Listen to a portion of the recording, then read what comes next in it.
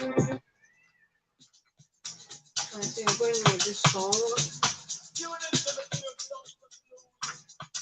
Ololade mi Asake.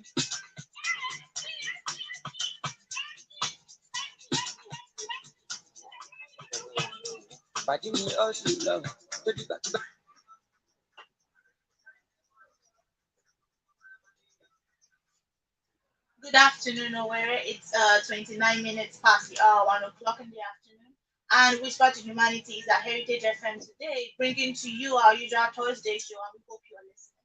My name is Izinhe Ozichukwu. I'm a proud member of Whisper to Humanity, and today we're talking about intergenerational learning. Thank you so much, Heritage FM, for making it possible for us to be here. And with me here today, I have Honor Favor, another member of Whisper to Humanity. I'll let her introduce herself. Good afternoon, everyone. I'm one of people. Thank you for having me, Heritage. Okay, intergenerational learning, what does it mean? Intergeneration means when something is intergenerational, it's in between two generations. Let's make it how we understand. We know the generation where our forefathers come from, the 1990s, the 1970s, the 1960s, and then it's our generation, the 2000s, the Gen Zs per se. Now, intergenerational learning is a system of learning or education that brings these two worlds together and creates a balance in their learning system. Intergenerational learning is not only bookwise per se. Now our forefathers did not learn the way we learn today. They had methods of learning which proved very useful to them.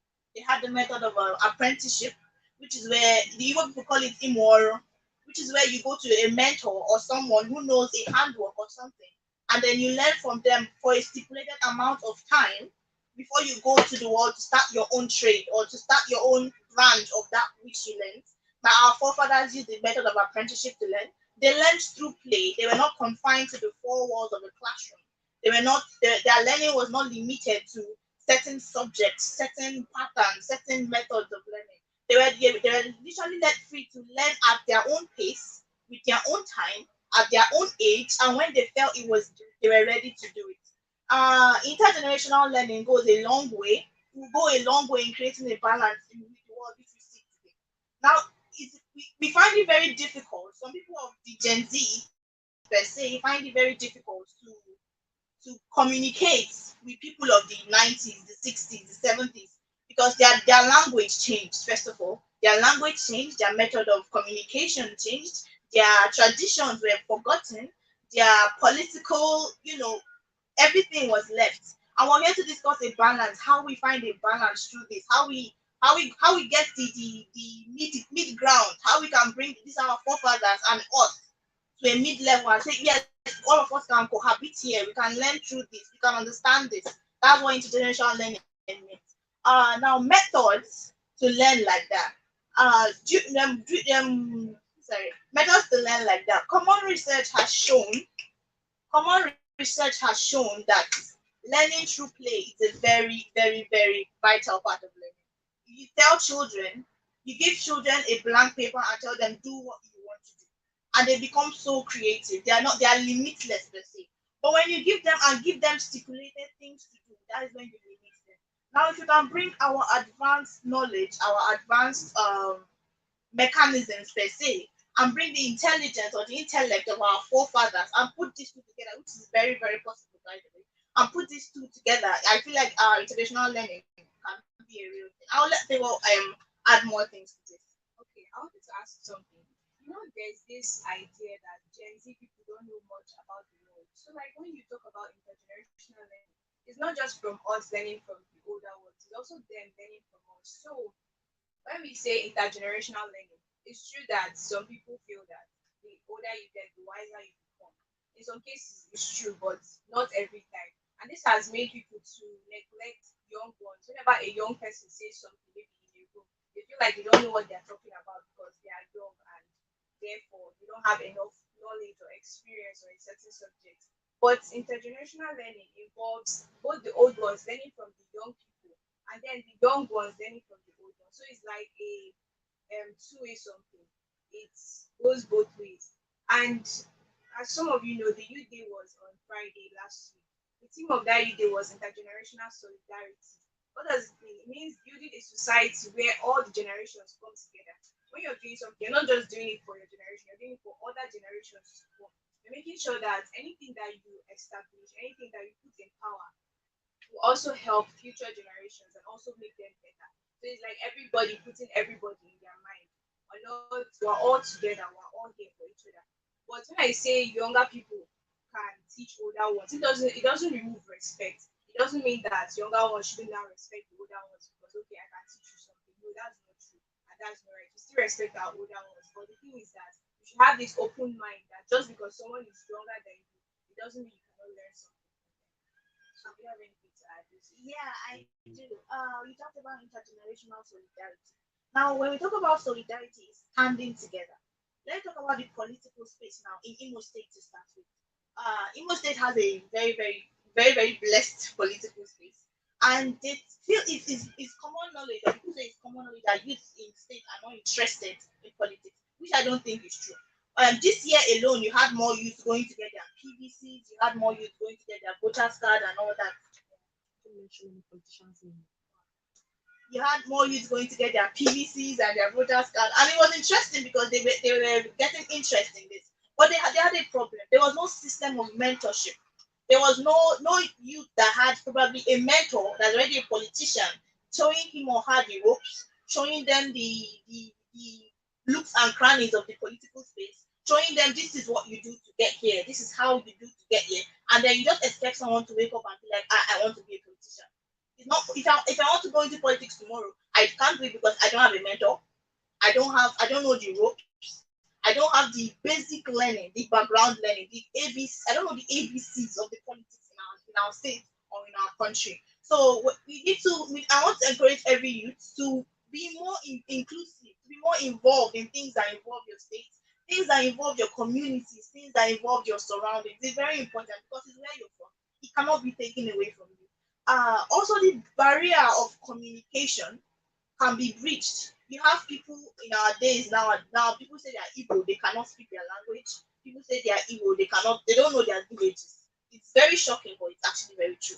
Now that bridge can be closed if people are if parents as teach their children their language, take them time to time, not only during festive seasons, to their hometown. Tell them this is where you're from, this is who you are, this is the language you should speak.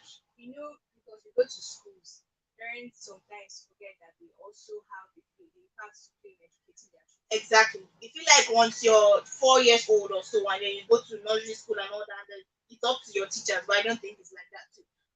Also, when it is schools also, when you go to schools and then everybody is speaking English, they don't and then you choose to learn a particular language and you don't learn it from the grassroots. You learn it from the spelling, the letters, and it's all on the surface. It doesn't go deep into it.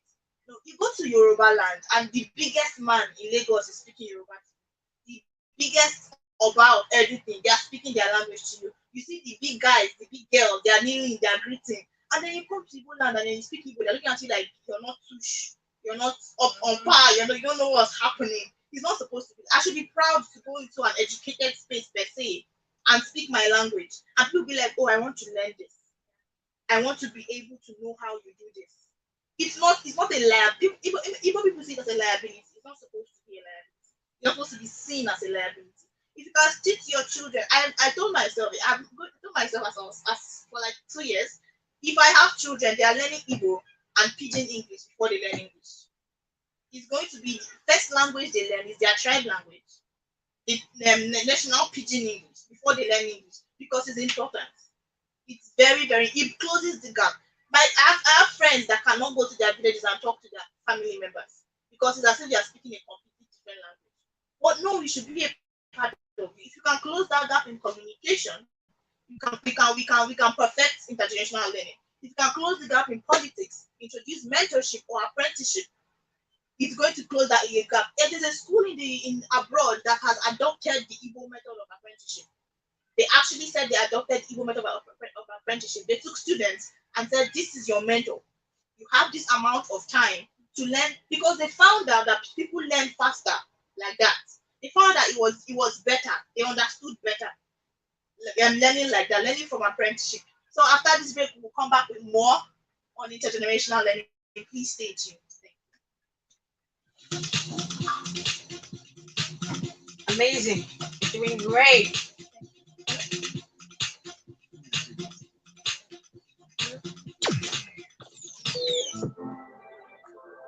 The Whispers, Sabi, you're right, comes up every Thursday, 1:30 p.m. to 2:30 p.m. on Heritage 88.7 FM.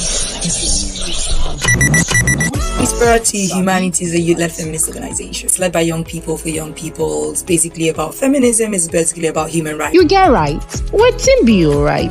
Join the Whispers Sabi your right. Make we talk everything we concern human rights, security, oppression, and injustice. The Whispers Sabi your rights is brought to you by Whisper to Humanity, sponsored by Action Aid Tech for Democracy Project. For inquiries, call or WhatsApp 0815 40. The Whispers.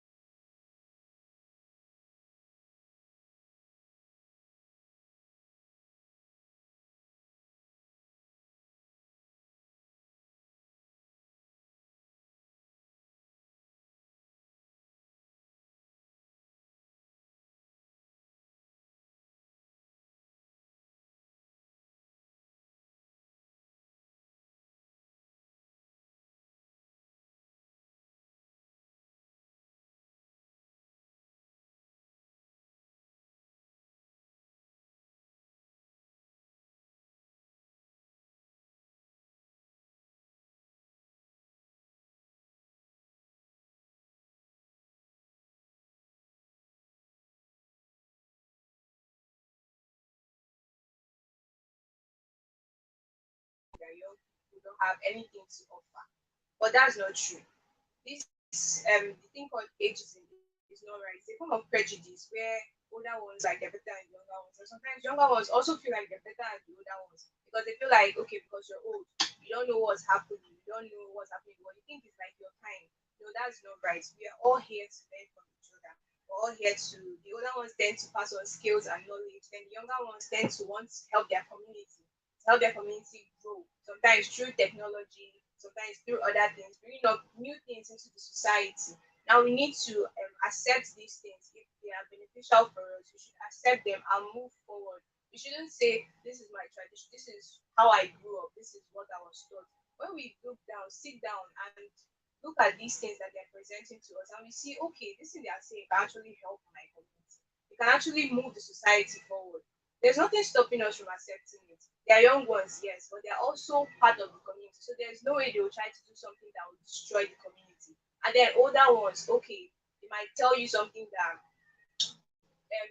was efficient in the past, something that they used to do in the past. Don't just dismiss it as that's the past. Just listen to them, hear them out. Even if you don't do it exactly the way they said, there's a way you can modify it in a way that will help the society and will push us forward and just help our society generally. Thank you. I want to share a personal experience. The early part of my childhood was in the north. Grew up in the north, early part of my childhood. Now we moved to the east, and I could not speak Igbo. I could not speak. I could not hear. I could not understand. And we moved to the village, and people will be talking to me like, "Ah, you want take him here," and I'm like, What are you saying?"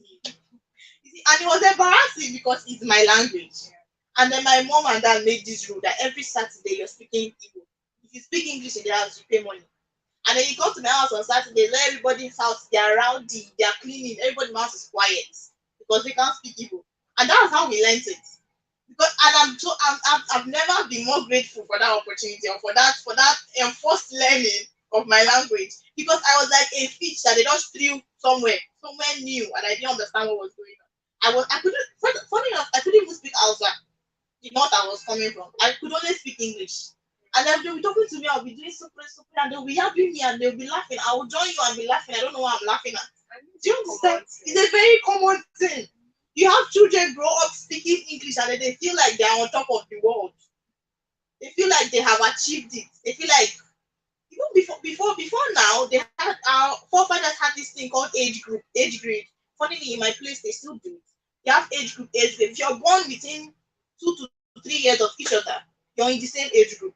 You're in the same age grade. Now, if one or two of you have interest in a particular skill, you're both sent there to learn that skill. Now, another thing I liked about our forefathers' way of learning was that they did not give them time.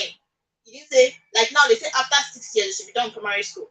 After another six, you're done with secondary school. They expect you to have assimilated everything they want to teach you. It's not everybody learns like that. And our forefathers understood that. Now, if they send two people to a particular place to learn, one person might learn under 4 months, the other might take 2 years. And they're ready to stay there and make sure you understand what they're teaching you. You perfect that skill which they're impacting on you, which is something we don't have now in our modern time. They assume everybody has the same span of learning. They assume everybody should have the same memory range or attention. It doesn't work like that. There are people with problems, people with special needs that you don't expect to have the same brain capacity per se as every other person. So if you can put the way you can put these two things together, okay, there are new things they learn in our schools now. With the old method of learning, the old benefits, the young benefits, creating that balance I talked about. There's the profit and gain for both sides on it. So yeah, I feel like that's one example, a personal example rather. Please, I feel like that's a personal example of learning through play, and it wasn't a forced kind of learning. It's a kind of learning that my dad would stay and be telling you stories of his forefathers in Igbo language.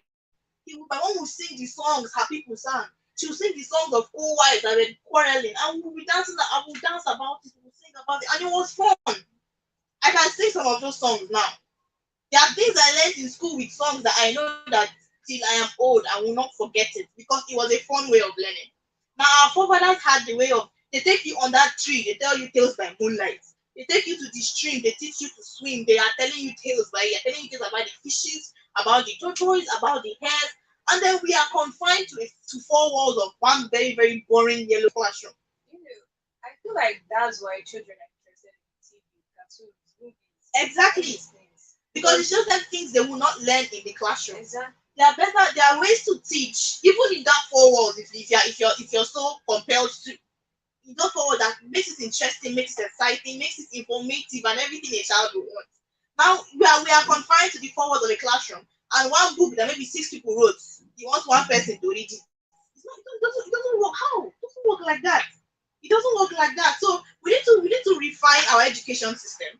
We need to our communication, our education, our political system. They all need a cleansing per se to bring this youth we're talking about, to bring them part of. They need to be a part of it. The youth and our youth in our communities also feel like it's old people's thing. I always say, you see these Buhari, these politicians, everybody that are ruling us right now, their regime will pass. There's a stipulated time for their regime to pass.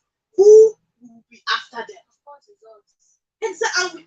How will somebody who doesn't know the ropes, who doesn't know the ABCs of it, is expected? It doesn't work like that. We need to bring in the system of mentorship, which our forefathers had. We need to bring it back. We need to bring in the system of learning through play, which our forefathers had. We need to bring it back. We need to bring in the system of togetherness. There tends to be a certain segregation among people. Now you go to the village and they say umune. They say umune. That umune is both boys and girls. They don't change it. If a girl says she wants to learn how to be a blacksmith, you're sent to the blacksmith, the village popular blacksmith. But then you come here where we are now, and they're telling you these are subjects for boys, these are subjects for girls. You're not. It's a manly thing. You're not supposed to do it. That segregation which we see now was not there then. That segregation which sometimes brings down someone's self-esteem was not there then. Okay. I saw online that sometimes our forefathers use the sarcasm to teach. They use the probably insults to teach you.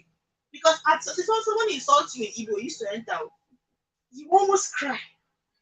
So by the time they have you one or two times, You won't you forget. won't do it again. You will never forget. But here when they flog you and you learn to chest the pain, you will do it again. After all, yeah. I've heard people say after all you just came. You flog me again and nothing will happen. So once again, we're still talking about intergenerational learning. Please call the phone lines. We're waiting for your calls, your contributions, your questions, and we'll be back after the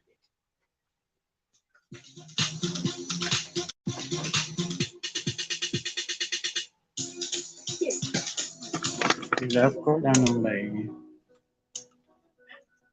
You have called the number the second time.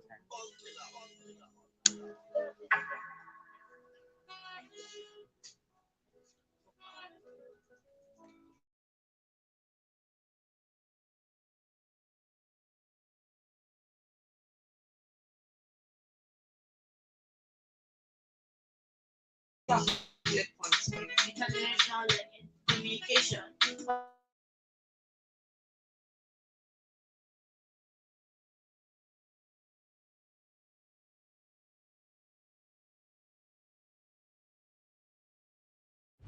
The whispers.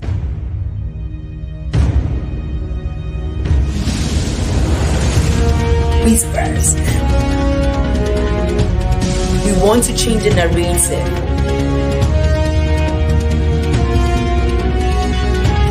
Narrative. Whispers.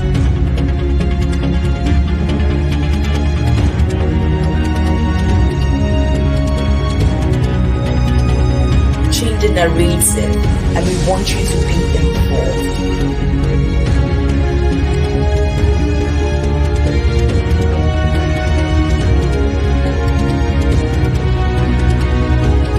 Whispers. We want to change the narrative.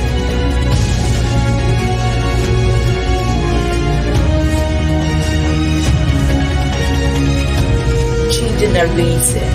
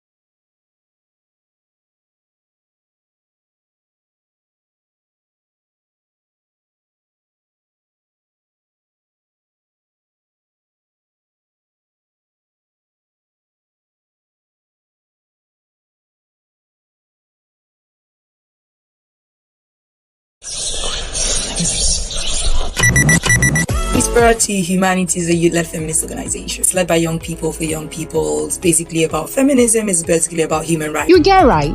Wetin be your right? Join the Whispers Sabi your right. Make we talk everything we concern human rights, security, oppression, and injustice. The Whispers Sabi your rights is brought to you by Whisper to Humanity, sponsored by Action Aid Tech for Democracy Project. For inquiries, call or WhatsApp 0815 401 4746. The Whispers Sabi your right.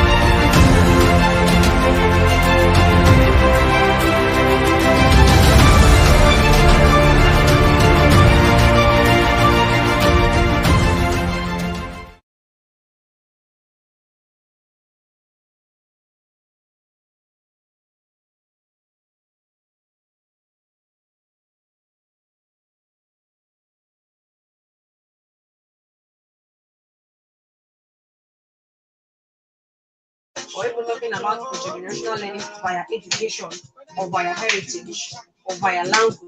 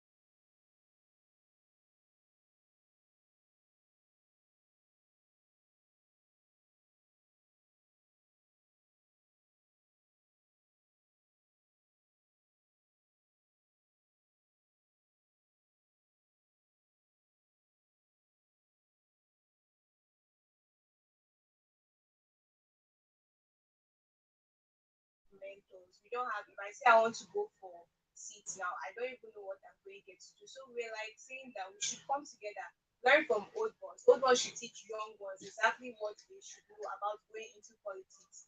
Now, in education, going to schools is not enough. Yes, schools help us to acquire knowledge and acquire education on different aspects of life. For science students, is physics. For art students, is their own different subjects. But when it comes down to culture, when it comes down to our history, we see that our children barely know things about culture and our history, and that's a very big problem. So parents should take out time. We know we're all busy. We respect that, but taking out time, sitting down with your children, teaching them the way our forefathers taught their own children through songs, through stories, through tales of the past, so that when they go out and leave their homeland, they'll be able to say something about where they came from. They'll be able to talk about their place with pride and not stammer or to like try to speak their language and not know how to speak it. Something like that. So like it's just us coming together and helping each other. So Ozzy, I don't know if you have anything to add on intergenerational. Okay. Still talking on bullet points. What to look for building an intergenerational society. What to look for building this generation we want. Another point is that be sensitive in recruiting participants. The people you want to educate, the people you want to create this balance for. No, be sensitive to whatever they go through, whatever they have gone through. These are factors that you have to consider when picking your people. Another one is to ensure that the professionals who are going to teach them or who are going to impart this knowledge on them are really, really professional. They are not people that get angry easily. They're not people that lash out at every single thing. They're people that probably know how society works, know how to work in the service industry, because you need a lot of patience to be able to do that. Another point is to talk to each generation separately. It's not very, very wise to put somebody of this generation and or the last generation in a room together without prior knowledge of what they're going there to do. There's going to be controversies, there's going to be arguments, there's going to be disagreements and everything exactly. So when you take this generation aside, have a conversation with this person or this group of people rather, tell them what you want to do, how it is going to benefit them, how it's going to improve them one way or the other. Have a conversation with this set of people too. Tell them the same and bring them together. It's a more peaceful, it's more cohabiting, it is more enjoying, it is more interesting. Another point is to have activities that spurs learning. Have activities that makes learning interesting. Some people might say old people don't stress them too much. I know old people that want to be stressed. I know old people that want you to make them let them feel young. Let them feel I did not say overstress them, but let them feel like they are more than what society has told them that they are. Let them feel like there is more to them than what they are told that they are. Let them feel like they can put more than what they have been told. Let them feel like they are teaching this younger generation. Let them feel like the younger generation feel like they are impacting to the society. It's very, very important. When you another point is to identify these activities, identify what is the input, the objectives, and the output. Input is what it does for them immediately, how it changes their mindset at that point in time, and what it does for them in that space of maybe an hour or two you have these classes with them. The output is in the long run, in the next 1 year, in the next 2 years, how does that thing you've done for them benefit them? How does this intergenerational learning you have placed on them? What does it help them do in the future? Now, someone like me now, I understand what intergenerational learning is. I like to say I'm a testament of the balance because I can hold conversations with people from the 90s, from the 80s, from the 70s. As long as it's my language we are speaking. If you want to speak Igbo, if you want to speak Pidgin, if you want to speak English, I'm very okay with it. Okay. Now in the education space also, I also feel like I have that balance. I can go to my village and be very, very free telling stories about my grandfather or my great grandfather or my mom's place. It's very okay for me because I was brought up being told these stories. I was brought up hearing these stories. So I have that balance. I'm a testament of the balance in communication. I'm a testament of the balance in education. I'm not really in politics because I'm not really conversant with that. But just goes to show that it is very, very possible. And now more than ever, I feel like youths are more interested in both politics in their hometown. And if not now, to latch onto their interests. You see, when youth have a lot of energy and it's not directed to the right things, it goes very, very wrong.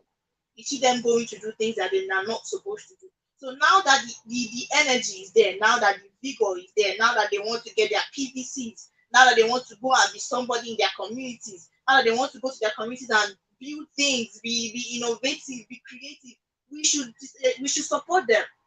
We should give them that background they need. We should close that gap, the gap they have with their past generation, with the generations before them.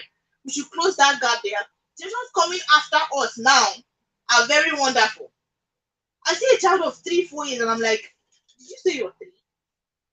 Because at the speed which they learn, the speed which they accumulate things. You see a child of a boy of 4 year old, they are playing video games on laptops.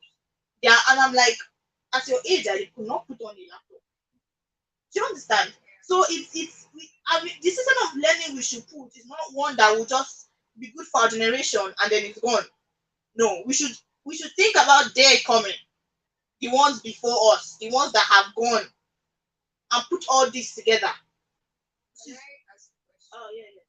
Okay, you talk about the system of learning, and you said that some people abroad are already adapting our former system of learning, where we send people and tell them, Apprenticeship. yeah. So I don't know, do you have any specific idea on like what we can do concerning our system of education? If the education systems can adapt the learning through play system, if our classrooms can adapt learning through play, if our teachers can attend seminars and be taught on how to teach pupils, students through play, I feel like it's going to go a long way. Imagine you enter a classroom and there is paintings on the walls, not done by any graphic designer, but by the students themselves. Imagine you come into a classroom and it doesn't look like boring desks and tables or blackboard and your learning is limited to whatever it says writing. You're being taught what you're being taught, but your ideas are being relevant. Your ideas are being put into this learning. Imagine you enter a classroom and it doesn't look like the proverbial classroom per se. Or you come to a school and the students are outside learning.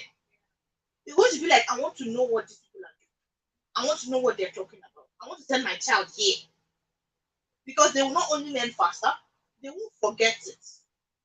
They won't forget it. But you have a system of education where the child comes home and goes, ah, mommy, you see what we did today? They took us outside and they told us stories. If you do history classes outside, maybe with drawings, graphics, show them who the father of this and that and that and that was, they won't forget it. But you can't confine a student to a desk and a chair and one blank page and expect me to be writing the father of this, the colonial era, pre-colonial era, post-colonial era. What am I writing? You're not telling them that the pre-colonial era, you're not telling them that the pre-colonial era is their forefathers, is their language, is their culture, is their tradition. You're telling them that the colonial era was when they were colonized, was when the white people brought in this system of education that is being used to an extent now. You're telling them that the post-colonial era is how they are learning now. They're just naming it, giving examples of people who went through it. So showing them the past. If we can link the past to their present and show how it is to their future, I feel like going to be a very, very wonderful system of learning. That's another way we can adapt it. We can put it into our system of learning. Once again, the phone lines are still open. 081 1288 7887. Again, 081 1288 7887. Please call. We want to hear your contributions, your questions, and how you think we can bridge these gaps that are existing in intergenerational learning. Go on another break and we'll be back and we'll close the show.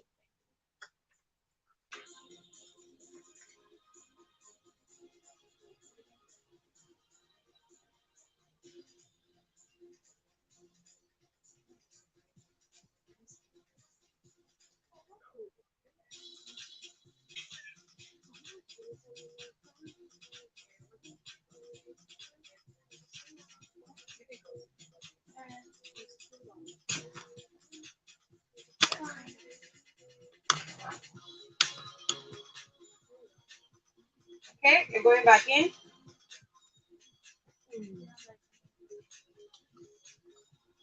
Are you ready? Come on, you're going back in.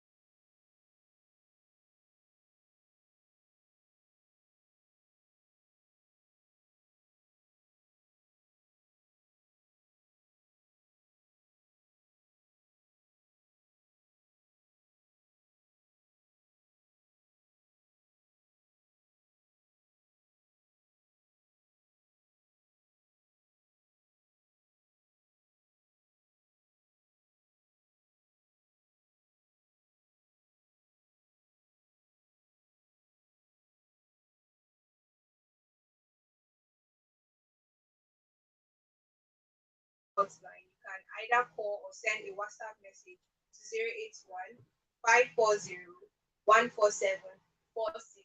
You can call or send a message if you want to know more about Whisper to Humanity, ask us what we're about, how you can contribute to building a better society. Just feel free, just chat us up or call us or anything. And also, tomorrow is the World Photography Day, in case some of you don't know. Tomorrow is World Photography Day, and we're having a hangout at the Whisper Space, number 26, right? Number 36, Joko Crescent, Wachiko Orenzi. So you are all welcome to come and to see. If you're a photographer, you can come. It's World Photography Day, it's your day. So today, actually, we're talking about intergenerational learning. Most of you have been with us, and some of you might just be joining. So I'm just going to do a summary of everything we discussed today. We talked about how the older generation can help the younger generation to help promote a better society. It doesn't just involve ethnic groups. The Hausa man can also help the Igbo man. The Igbo can help the Yoruba. It's a vast something. It's something that concerns everybody.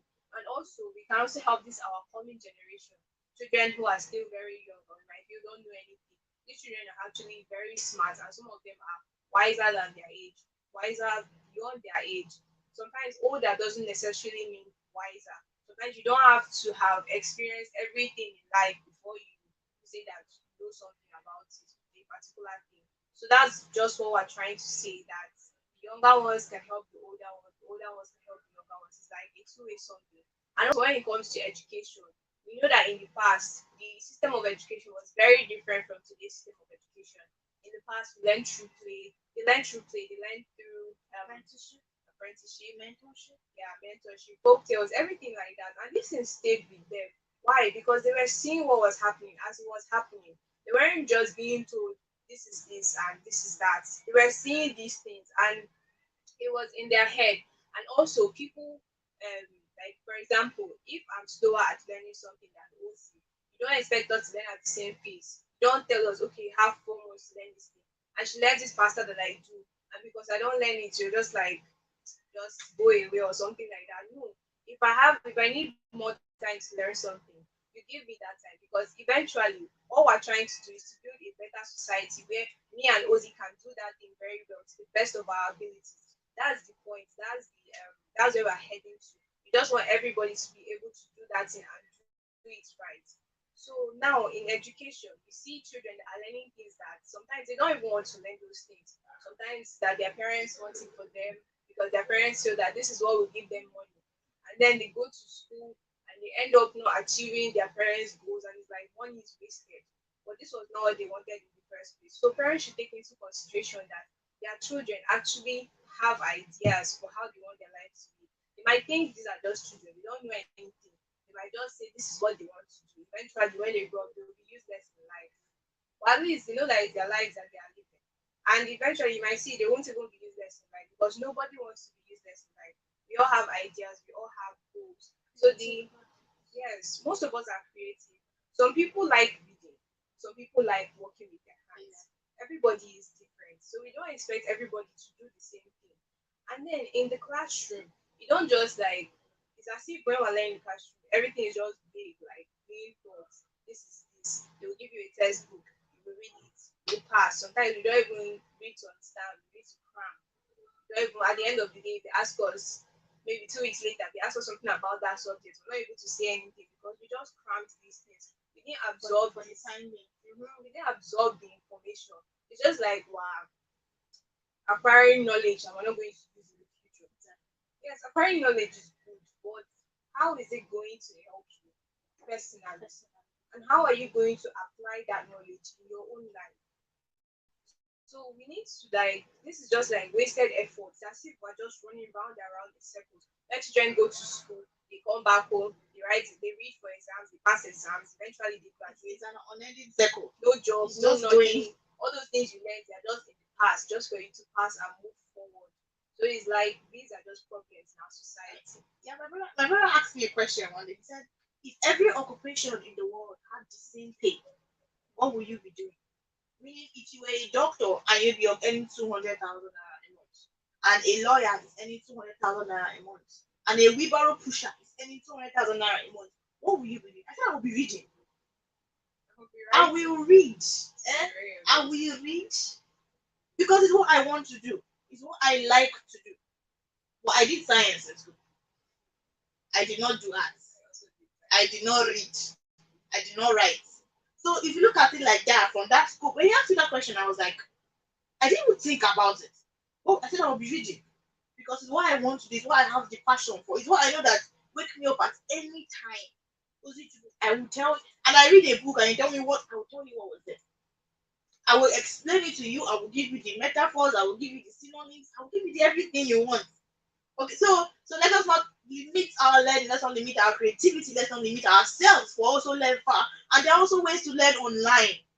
In as much as we have an education system now, push yourself, challenge yourselves, learn online, learn through any way you can to acquire learning. No knowledge is a waste. My father always says that.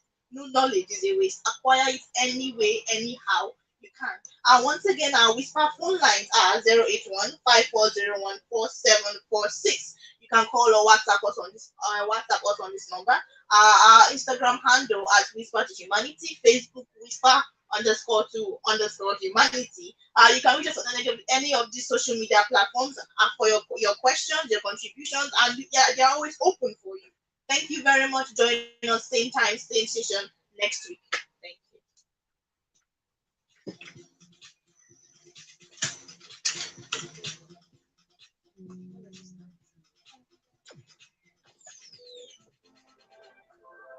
The Whispers, Sabi, you're right, comes up every Thursday, 1:30 p.m. to 2:30 p.m. on Heritage 88.7 FM, Owerri, Imo State.